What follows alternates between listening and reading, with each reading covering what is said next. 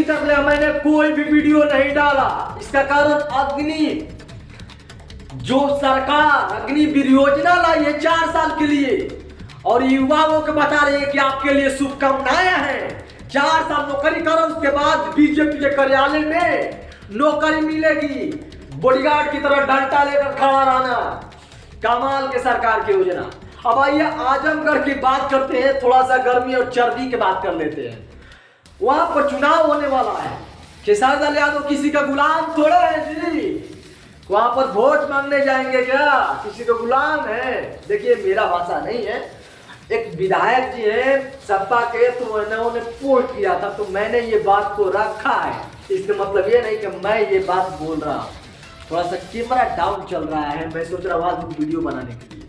अब ये आजमगढ़ की थोड़ा सा परिस्थिति जानते हैं। आजमगढ़ का निरहुआ का हार है या जीत, हम फैसला कर देंगे। यहाँ पर बैठे फैसला कर देंगे। आइए थोड़ा सा आजमगढ़ की बात करेंगे। वहां पर यह परिस्थिति नहीं है कि फलना सिंह, ढिकना पांडे, ठिकना तिवारी, टिकना किशन चल जाएंगे तो निरहुआ जीत ही जाएंगे। देखो कलाकार की अपनी होती है, कलाकार आते हैं, कलाकार को देखने के लिए लोग बहुत खड़े होते हैं। मान लीजिए बिहार में खेसारी लाल यादव आए बीजेपी का प्रचार करने, तो मेरा विचारधारा किसी और पार्टी से जुड़ा हुआ है, तो मैं कभी खेसारी लाल यादव 10-12 कर बोल के गोड़ भी लाकर चल जाएंगे तो मैं उस पार्टी में वोट देने वाला नहीं। जैसे आजमगढ़ में होने वाला चुनाव है, वहां की परिस्थिति समझना पड़ेगा भाई साहब। वहां पर 26% यादव केडर वोट है। यादव वोट कहां जाता है मालूम है ना? वहां पर 4 से 5% हटा लीजिए। मान लीजिए कि बीजेपी में निरहुआ के नाम पर, यादव के नाम पर चला गया, तो वहां पर भी वोट बात गया 20 से 22%। और दूसरी तरफ मुसलमान वोट जो कि 24% आजमगढ़ में है, तो निरहुआ के मान लीजिए कि दोस्त नाते होने के साथ साथ 4% इधर से काट लीजिए, पूरा मिलके चलिए तो 10% हो जाता है। वहां पर अकेले अखिलेश सरकार को यानी धर्मेंद्र यादव को मिलने जा रहा है 40% वोट यादव और मुसलमान केडर वोट से। अंदाजा आप इस तरह लगा सकते हो। वहां पर भी मायावती के पार्टी खड़ा हुआ जो दलित वोट कटौती करती है। दलित वोट में से अगर अखिलेश यादव के पार्टी समाजवादी पार्टी 6 से 7% भी काट देती है, तो अखिलेश के पार्टी धर्मेंद्र यादव एक तरफा जीत के लिए दावेदार खड़ा हुए हैं। कोई फिक्र नहीं है। जिसका फिक्र है, आज तो नरेंद्र मोदी की लहर भी वो नहीं रही जो पहले चलती थी। उस लहर में भी दिनेश लाल यादव निरहुआ हार गए थे।